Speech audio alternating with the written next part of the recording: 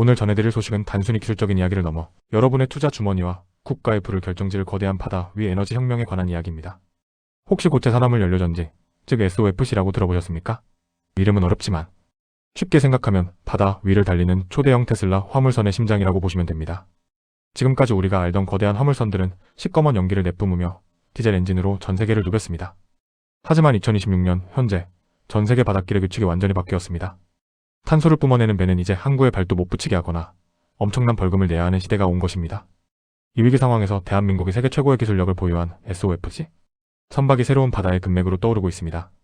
이 배가 어떻게 디젤 엔진을 몰아내고 있는지, 그리고 이 변화가 왜 선박을 빌려주고 돈을 버는 용선 수익 구조를 뿌리째 뒤흔들며 우리 시니어분들이 주목해야 할 새로운 경제 기회가 되는지 오늘 아주 자세하고 쉽게 풀어드리겠습니다. 지금 이 정보를 모르시면 급변하는 글로벌 경제 흐름에서 소중한 투자 기회를 놓칠 수 있습니다. 하지만 오늘 영상만 끝까지 보시면 남들은 모르는 미래야 경제의 핵심 수익 구조를 완벽하게 내 것으로 만드실 수 있습니다. 먼저 우리가 왜 이 문제에 관심을 가져야 하는지 그 심각한 배경부터 살펴보겠습니다.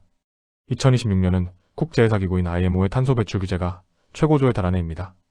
이제 배가 내뿜는 탄소 한 톤당 부과되는 탄소세가 배 한 척 운용비의 절반에 육박할 정도로 무거워졌습니다. 기존의 디젤 엔진 화물선들은 이제 애물단지를 넘어 돈 먹는 하마가 되어버린 것입니다. 만약 여러분이 해운 관련 주식이나 리츠 또는 관련 펀드에 은퇴 자금을 넣어두셨다면 기존 방식의 선박들은 더 이상 수익을 내지 못하고 가치가 폭락하는 이른바 좌초자산이 될 위험에 처해 있습니다. 이것은 시니어분들의 노후, 자산 가치를 깎아먹는 아주 무서운 경고등입니다. 이런 정보 놓치지 않으려면 지금 구독 꼭 눌러두세요. 하지만 위기 속에 늘 기회가 있는 법입니다. 바로 고체 산화물 연료전지 SOFC 선박이 그 주인공입니다. SOFC는 수소나 암모니아를 연료로 써서 전기를 만드는데 기존 엔진처럼 불을 붙여 태우는 방식이 아니라 화학 반응을 이용합니다.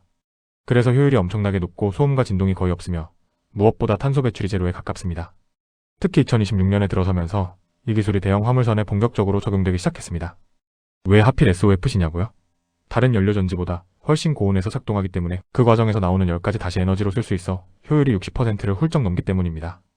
이는 디젤 엔진의 효율을 압도하는 수치입니다. 바다 위에서 연료비를 아끼는 것은 곧 수익과 직결됩니다.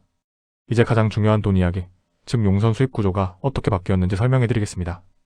해운업에서 수익의 핵심은 선박을 빌려주고 받는 용선료입니다. 마치 건물주가 세입자에게 월세를 받는 것과 같습니다. 과거에는 배의 크기가 수익을 결정했지만 2026년의 바다에서는 탄소 효율 등급 CII 월세를 결정합니다. IMO에서 매기는 이 등급에서 언합비를 받지 못하면 항만 입항료가 비싸지고 심지어는 주요 항구 진입이 금지됩니다.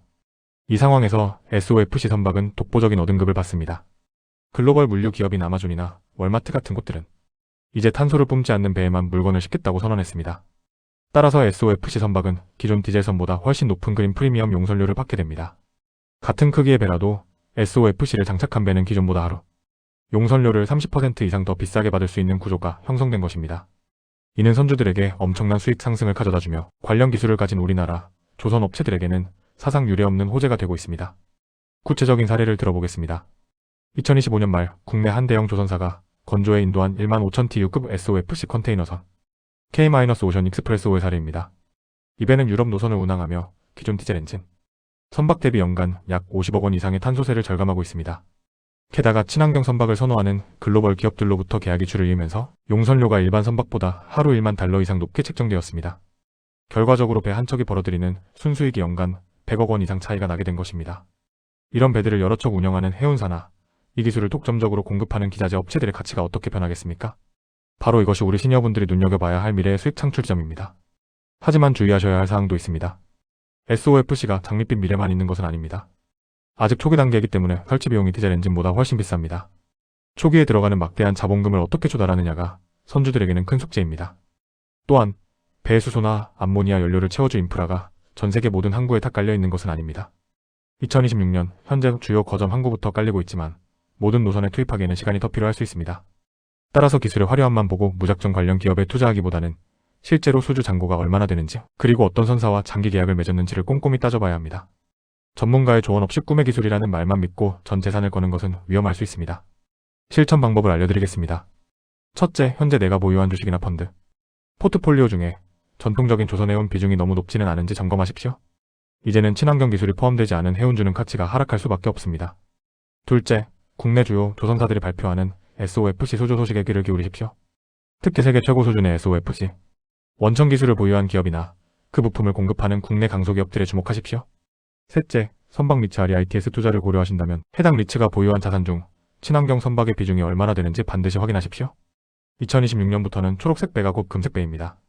넷째, 경제신문을 읽으실 때 IMO 탄소 배출 규제, SOFC 선박 수주라는 키워드가 나오면 이제는 내 노후 자산과 직결된 뉴스라는 생각으로 정독하시기 바랍니다.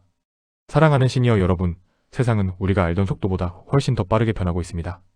디젤 연기가 자욱하던 바다는 이제 소리 없이 전기를 생산하는 친환경 기술의 경연장이 되었습니다. 변화하는 세상의 흐름을 읽는 자만이 소중한 노후 자금을 지키고 키울 수 있습니다. 오늘 제가 설명해드린 SOFC 선박과 용선 수익의 변화를 잘 기억해 두십시오.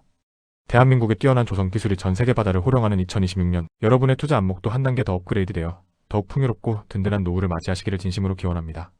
이런 정보 놓치지 않으려면 지금 구독 꼭 눌러두세요. 든든한 시니어 파트너는 여러분이 정보의 바다에서 길을 잃지 않도록 항상 가장 정확하고 따뜻한 나침반이 되어드리겠습니다.